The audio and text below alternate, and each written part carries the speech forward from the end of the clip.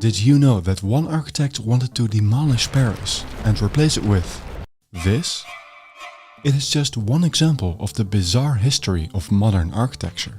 A century ago, a new way of designing arose called Modernism, giving us a very different kind of buildings compared to what had always been built. Some of these were stunning, but many were ugly or strange. I traveled around Europe to uncover the shocking beginnings of modernism, and in this video we'll uncover some juicy and little known facts.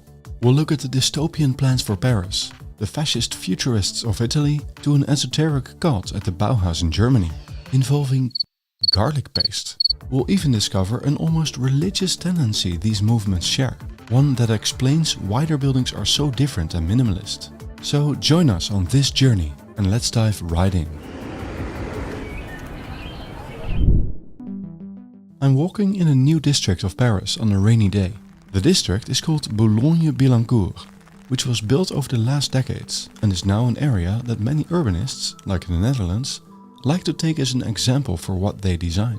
I noticed myself wondering, how did architecture evolve into this? Some of the urban basics seem to be in order here. There's public transport, greenery, and the buildings at least face the street. But that's about where the good elements end.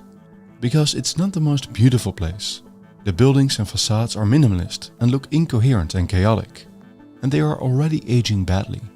However, this plan is nothing like what one famous architect imagined for all of Paris. To demolish the historic city center and to replace it with rows of identical skyscrapers connected by highways. Something radical happened in architecture that might explain these megalomaniac plans that wanted to start from ground zero. And why this 21st century city district looks like this and not like these parts of Paris. To understand why, we must go back in time, all the way to the origins of an architectural movement that shaped the 20th century. You might be thinking about the Bauhaus or Le Corbusier. And yes, they were influential, but who influenced them? For that, we need to go further back in time, to several radical thinkers and a foundational change happening in the 19th century. But before we get there, first another question. What does modernism mean in the first place? Well, it's a term that is used for architecture, but also art and literature that seeks to find new forms of expression and rejects traditional or accepted ideas. In the case of architecture, it is best explained by looking at some examples of buildings. What do you see? Some characteristics immediately stand out. They are not symmetrical, they don't have a clear structure divided into top, middle and bottom, and they use mostly industrial materials like concrete, glass and steel. They are minimalistic and devoid of ornament.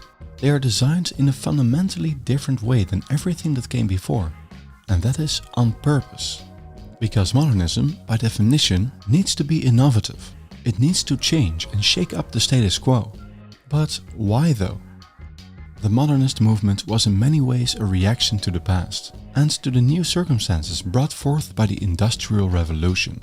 Cities have become overpopulated, dirty and unhealthy because of massive inflows of people looking for work and a better life.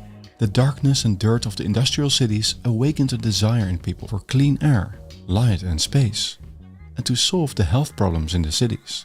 But the new age had an even bigger impact. Suddenly there were machines, mass production, wonderful inventions like trains, and later electricity and radios. The modern age had arrived. With it came industrial construction materials and methods. In other words, there were new opportunities for construction too. This time of transformation would soon be followed by radical new voices in the world of art and architecture. I'm in beautiful Vienna, Austria. Here in 1897, a group of Viennese architects decided to break away from the artistic status quo of their day. They would now define the art for the new era. It was the Vienna Secession. Their designs looked a bit like Art Nouveau and used a lot of ornament. What the secessionists from Vienna did was more revolutionary than you might think. In his book From Bauhaus to Our House, Tom Wolfe explains this wonderfully. Up until that point, what was art and what wasn't was decided by the officially recognized cultural organizations and elites at the time. But the Vienna Secession did something new and unexpected. They formed what Wolfe would call a compound. Several artists would declare themselves, often with a dramatic manifesto, as independent from the establishment. They would proclaim that they were now in charge of the true art, and others who wanted to partake had to join and accept their ideas, which were superior to theirs. This was all very exciting during the early 20th century, and one after the other manifesto appeared. All movements we will discuss after this are such compounds, and they were all competing who was purest. That purity is very important, and we'll come back to it later. The Vienna Secession believed in how art should express its own time. Later compounds would express that stronger. It was the idea of the zeitgeist, or the spirit of the time. This idea would become one of the pillars of modernist thought. On a side note, this zeitgeist idea also clashes with the idea that new traditional architecture can be built in our time. Yet it is being built. To some it can be controversial, however, especially when it's politically mandated, like the executive order by US President Trump about making federal architecture beautiful again.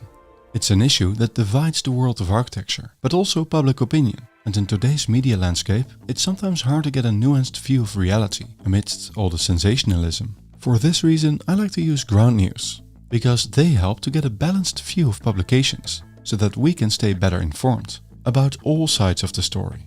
This helps you become more confident in processing all that's going on in the world, keeping you centered, focused and less distracted. Ground News is both a website and an app, gathering news from hundreds of sources that allows you to compare how these topics are covered, with extra context on each source, like political bias and factuality. Take the example of Trump's executive order, for example. Ground News lets me compare 70 sources about this story. It includes headlines from various left and right-leaning publications. And as you can see, how they frame the story is completely different. We see articles like "In defense of brutalism" and "In the image of the Caesars" in the center and left-leaning media, while right-leaning media mention it a bit more matter-of-factly or positively. In my view, none of these publications really take the effort to go deep enough into this question, or even look at the studies done by the National Civic Art Society, which might explain the rationale behind the executive order better. We can also look at the bias distribution of publications and see their factuality and even ownership. There's also the blind spot feature, which shows what stories are only reported on by either left or right-leaning publications. I think it's a great way to get access to different viewpoints without falling for one particular bias, and to get a more nuanced understanding of the world. And it's ad-free, so you get your news without any doom scrolling. If this sounds good to you, subscribe today to get 40% off the Vantage plan by scanning this QR code or using my link ground.news/aesthetic. Again, that's ground.news/aesthetic to get the plan I use for just $5 a month. You can also find it in the description below. Thank you, Ground News, and let's continue. In the same city of Vienna lived another radical thinker who wanted to do away with that which makes Vienna such a beautiful city in the first place. The name of this Austrian was Adolf Loos, famous for his book that would change everything, Ornaments and Crime. In it, he made the case that ornament was not fit for the new age anymore and was even immoral. He did that by making a quite racist point out of the backwards culture who would tattoo and pierce themselves, and that modern men who would tattoo themselves should be considered degenerates or criminals. In his view, culture progresses in a linear way upward. In Adolf Loos's eyes, in the further development of mankind, ornament had no place. His book is still read in art schools and architecture schools, where they have apparently found a way to ignore all the racism, while still rejecting ornament. However, ornament seems to be making a comeback, even amongst modernists. Maybe the linear view of history wasn't right after all. But for some real shocking views, we need to move a bit south, to Italy. In 1909, an Italian poet and writer launched the Manifesto of Futurism, another compound. His name, Filippo Tommaso Marinetti. He had some colorful beliefs, like that all the museums should be destroyed, that old books should be burned, and any ties with the past should be severed, like traditional art forms and classical culture. Why? Well, the futurists worshipped youth, speed, the dynamism of modern life, and they even glorified violence. It's no wonder that their movement had close ties to fascism in Italy. The abstract art form of Italian futurism inspired architecture in the form of Antonio St. Elia's utopian schemes for cities and buildings. His drawings show multi-level cities with roads, lifts and bridges. They were a sign of what was to come. But in the north, things were changing too. I'm in Utrecht to visit a very special house. One that embodied the ideals of a new form of art that would have a strong influence on modernism. It's the Rietveld Schröder House, and the art form is called the style. It was founded in 1917 and led by figures such as Piet Mondriaan, Theo van Doesburg and Gerrit Rietveld. Mondriaan is well known for his abstract paintings. He saw his art as a potential universal visual language, one that would reduce art, architecture and design to its most essential elements. He started out painting figurative works, which became more and more minimalist, until they dissolved into almost nothing. These artworks would shock the world. Finally, there's another movement that influenced modernism heavily: the Russian constructivists. They created minimalist, functional, utilitarian designs, and some of their graphic design is now world famous, and they used it to serve the collective Soviet purpose after the revolution. As you can probably notice, all these art forms were so minimalist. But why? This brings us to a hidden theme that all these movements and people share, one not often mentioned, and one that I believe defines modernism: a search for purity. It is visible in their constant urge to reduce shapes to their bare minimum, basic geometric shapes. From Adolf Loos's hatred for ornament, to the minimalist lines of the Rietveld house, to the white-on-white paintings of Malevich, a suprematist, who was looking for the most pure of forms, and later in the designs of the Bauhaus and Le Corbusier. Exactly like the credo of Mies van der Rohe, less is more. Where did this drive come from? Purity could be equated to truth, rationality and universality. Taking away all differences would allow people to get to one artificial new aesthetic that would be so simple and pure that it could be universal. Maybe they thought they could purify society by purifying form. The problem is that at some point you cannot reduce anymore. You can only express yourself by arbitrarily combining geometric shapes. This playing around with volumes is sometimes tied to the function of a building, but often it's useless and just done to achieve some dramatic effect. Over time, with new tools such as fancy software, more exotic shapes could be made. Parametricism, blob architecture, we've seen it all now. It's fad after fad, a search for meaning in an architectural language that is fundamentally stale and depleted. Why? Well, because its biggest goal has already been achieved: purity of form. One can play with shapes forever, but basic geometric forms are fundamentally alien to humans, because they don't appear in nature, and they don't carry any symbolic meaning. This lack of meaning, history and symbology in modern architecture has two interesting effects on how modernist architects operate today. First of all, they justify their works with an incomprehensible word soup full of nonsense. Second of all, they push engineering to the limit to cope, to do something new with these basic shapes. Ever more taller and slender towers, more extreme cantilevers, but for what?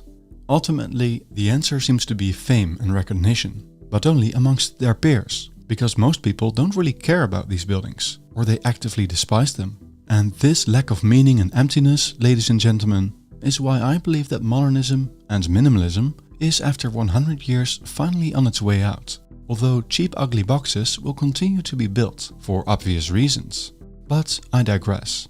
I'm curious for your ideas in the comments. Was there another factor that could explain why artists tried to usher in new worlds? The answer might lie in another event. Imagine a war so destructive, so deadly and dispiriting that it not only killed the belief in the old world order, but practically ended the old world itself and traumatized a whole generation. The First World War was such a war, and it changed everything. Millions died in a brutal, mechanized battlefield. The consequences were massive. Old countries were abolished. Royalty and nobility lost their importance. Maybe most importantly, disillusionment took the place of societal optimism. Art went from portraying heroism to turning inward, expressing feelings of purposelessness. When you look at German cities from the late 19th century, for example, or the 1893 World's Columbian Exposition, you can see this old optimism reflected in architecture. This all changed after World War I. the old world was dead, and things would never be the same again. In Germany, from the ashes of the old empire, the Weimar Republic arose, and in the city of Weimar, one of the most well-known compounds was created. To learn more about that, I traveled to Dessau, Germany, where this school that would become world famous relocated and built their own campus. It was the Bauhaus. The founder, Walter Gropius, wanted to bring art, craft and industry together. At first, the school did a lot of crafts, from weaving to pottery and metalwork. But later, the focus shifted to technology, industrial and interior design, typography and architecture. In its early years in Weimar, it was a bit of an eccentric school. Johannes Itten, for example, who taught the foundational course or voorcourse that all students had to follow, was a Swiss painter and a mystic. He was a follower of the Neo-Zoroastrian Mazdaznan cult, an esoteric spiritual movement with some interesting dietary practices, like eating lots of garlic paste. The Mazdaznan fare actually became the standard food in the school's canteen for a while. Itten and other Mazdaznan-inspired students started to get a growing influence within the school. And like Adolf Loos, Itten wasn't afraid to share his enthusiasm for the white race. Walter Gropius and Johannes Itten eventually clashed over their views, and Itten left, after which the school moved to Dessau. Its graduates would spread over the world, taking their views with them. Meanwhile, in France, another architect was working to change the world. It was, of course, the Swiss-French architect we all know today as Le Corbusier. His real name was different, Charles-Édouard Jeanneret-Gris. He is best known for his 5 points of architecture. First, pilotis, or columns to lift buildings off the ground, open floor plans, facades independent of structural constraints, horizontal windows, and roof gardens. He imagined the house as a machine for living in. But not only that, he had one of the most bizarre and shocking ideas about urban design, the radiant city, or la ville radieuse. In his proposal, the city center of Paris, which he hated, would be demolished to make place for sterile rows of mega skyscrapers, connected by highways. The plan for Paris was also known as Plan Voisin. I got to know it quite well because I made this 3D model in Blender. Commerce, residential areas and industry would be neatly separated. The entire city was designed like a machine, a modular system to be mass-produced and applied all over the world. The Radiant City, coming to a town near you. I made the 3D model I used available to my patrons. Although his plan in Paris never came to fruition, we should still consider his plan as having succeeded. Why? Because it inspires modern urban planning, which was applied all over the world, for which many old places were demolished. And it inspired some megalomaniac projects that weren't that different. Le Corbusier also had some questionable flirtations with fascism, according to 2 French authors who dug into his history. In any case, he is to this day regarded as a demigod by many architects, even though his planning ideology failed miserably and his dark history has come to light. Maybe his architecture makes up for his horrible planning. Most architects like his buildings but agree that his planning ideas kind of sucked. Everybody is entitled to their opinion, of course. Frankly, I think he's overrated. And I know this is going to lead to some multi-page essays in the comments about how I'm wrong and need to educate myself and learn to love him. Well, sorry in advance. Maybe it's a fun video topic though. In any case, time to move on. The movement was now fully developed and ready to take over the world. The next chapter would start after World War II, which is a topic for another video. Let me know if that sounds interesting. You might wonder why I'm focusing on all these scandalous parts of modernist history. Well, it has to do with narratives. We're always told stories, and these stories shape how we see the world. As you know, it's the winners who write history, and modernism had complete victory in the realm of architecture. And today, we see this victory everywhere. In all the magazines, books, museums, journals, and last but not least universities, it's a daily parade of modernism. Even history was rewritten. Many amazing 20th century buildings that weren't modernist were completely ignored and haven't made the history books. In most accounts, the rise of modernism reads like a victorious, epic and spotless origin myth. However, I believe that another perspective on this narrative is badly needed. Especially since modernism claims to be universal, claims to be democratic, and the only true modern and good kind of architecture. With such claims, I think some scrutiny is welcome. Did modernism achieve its goals? It promised to bring about utopia. But today, in our cities full of minimalist cubes, we still see so much violence and hate. Happily, Le Corbusier's plan to demolish Paris wasn't executed, and every day, millions of people enjoy the city's beauty. I think that that's something that many people miss in architecture today. What about the joy of seeing an ornament? The excitement of diving into the history of a certain architectural element? The beauty of the crafts? That's why I started this channel in the first place. There is so much richness in our architectural heritage. And because of modernism forbidding any return to traditional forms, we cannot use it for new buildings explicitly, only in ironic ways. And frankly, I think that's wrong, because I believe that modernism is mostly based on arbitrary ideas, rather than evidence-based foundations. I can recommend these 4 excellent books about it. Today, an ever-increasing amount of data is teaching us how we relate to our built environment, and how we can create environments that are less stressful and more pleasant. It's this evidence-based design that is, in my opinion, the future. We might discover very soon how badly we messed up by taking detail and ornament out of our built environment. I'm working on a video about that topic, so follow us not to miss it. If you found this story interesting and want to learn more, like the forbidden knowledge of creating beautiful, livable cities, we created our own detailed course. Check out the description for more info. And if you always wondered about the costs of traditional architecture versus modern architecture, then definitely watch the next video. Thank you for watching and see you next time.